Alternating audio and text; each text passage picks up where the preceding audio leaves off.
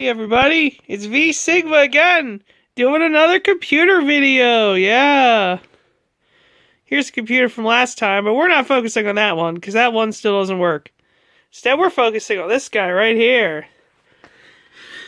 The Silicon Graphics Indy R5000 workstation. This thing was the epitome of Unix workstation spectacularness back in the 90s. Okay, not really. People pretty much only bought these things because they were cheap. Costing about $5,000 versus over $10,000 for a larger system like the Indigo 2 down there. That guy we will come back to when I eventually get it working. But this guy, the Indy, works right now, so that's why we're doing a video on the Indy. So let's have a seat and fire it up. Gonna take a little tour of the operating system known as IRIX. There's the super snazzy startup sound that Silicon Graphics computers were known for. You can hear the hard drive spinning up.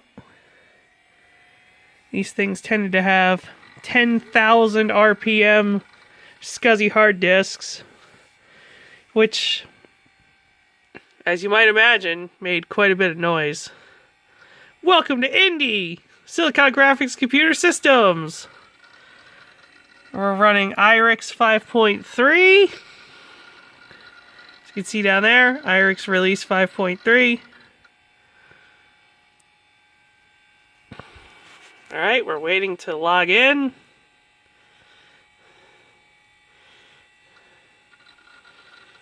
It's a little slow, but what can you expect from a computer that's 20 years old, right?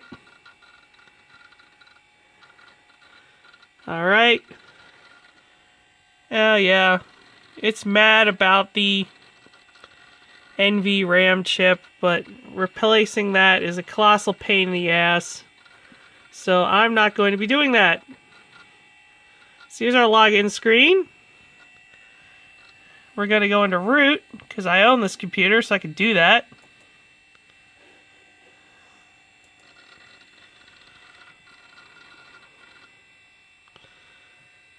And here,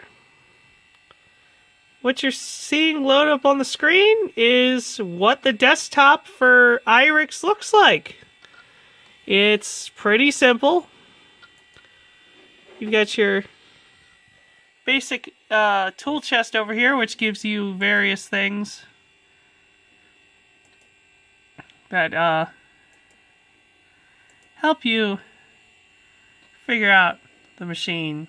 Like, for example, the console, ever present on Unix-based machines, including Linux and Mac OS X with their terminals. So this is the IRIX terminal. I'm going to run the command. I'm going to run the command HINV for hardware inventory. And this tells us what we've got going on here. We have a 180 megahertz MIPS R5000 processor, codenamed IP22, with 512 kilobytes of level 2 cache, which was better than pretty much everything at the time. This thing would probably run circles around a Pentium 1, you know? And we have 128 megabytes of RAM, which is not a lot, but it's enough for IRIX 5.3. I'm planning to upgrade this system to IRIX, at least IRIX 6.2, which means I'll probably need more RAM. But for right now, 128 is fine.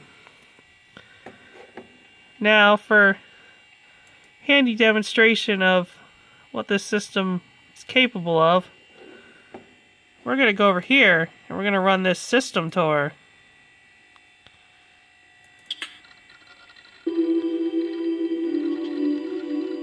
Oh yeah, you gotta love that music.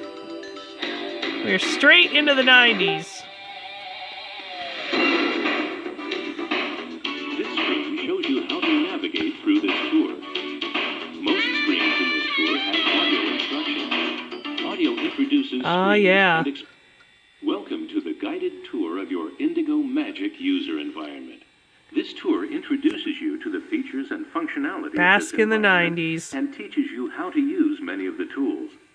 To get started, place your mouse over the introduction ball and click the left mouse button. Okay, where's the introduction ball? Oh, I already clicked that. The Indigo Magic Desktop provides a visual interface to Unix.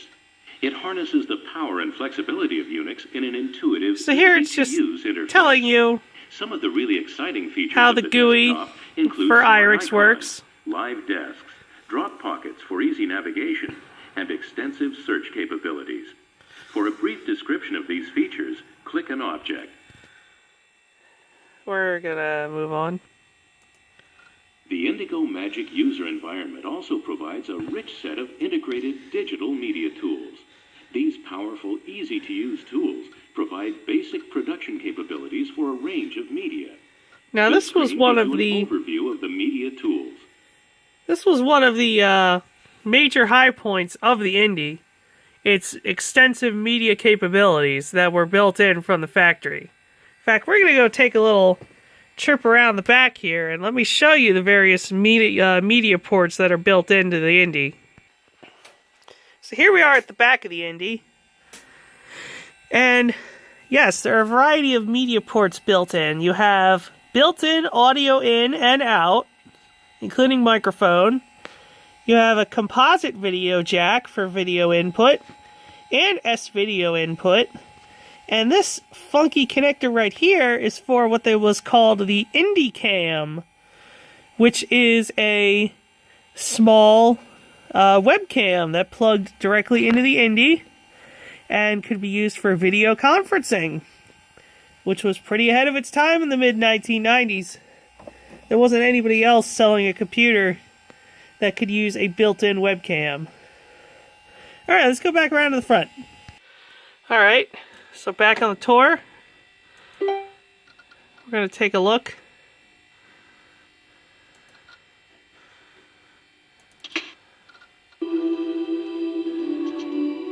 Take a look at the other two sections of the tour. So here's the desktop section.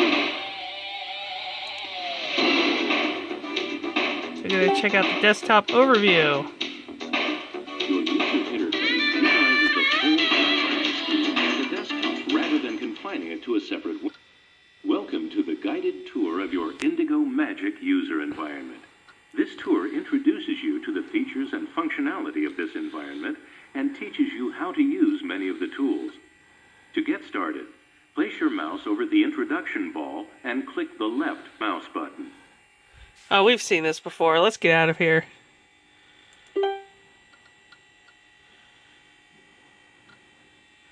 Actually, let's do return. So we're going to go back to the media tools section. Let's take a look at that.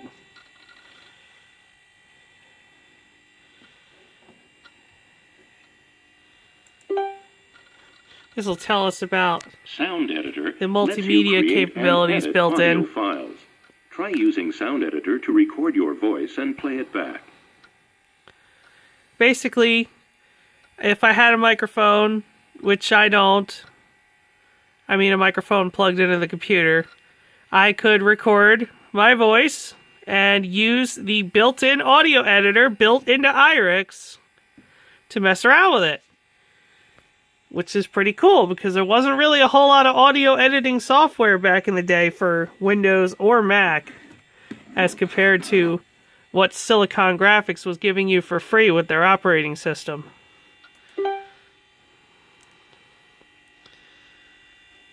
And we got video tools as well. The Capture tool lets you use a camera hooked up to your system to record live video, audio, or still images. Use the Capture tool to create an image of yourself for your online business card. So here's the video capture capabilities, which could be done with either a normal video camera or the Indy cam that plugs into the specialized port in the back of the Indy.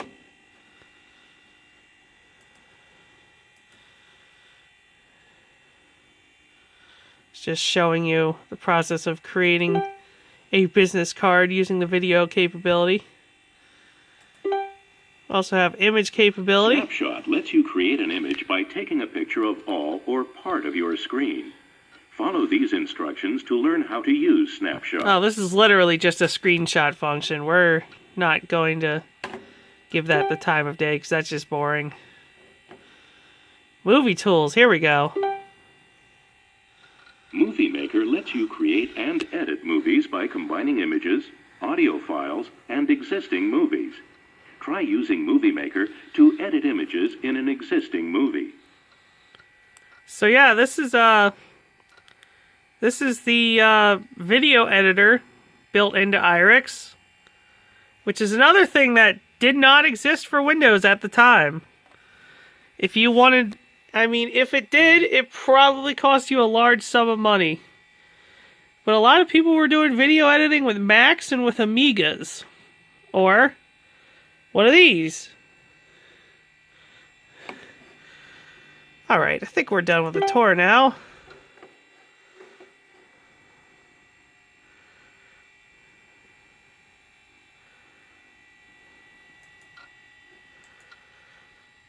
So that was a demonstration of the Indy R5000 and iRix 5.3. Showing some of the capabilities that are built into it. And of course, a little bit about the Indy itself.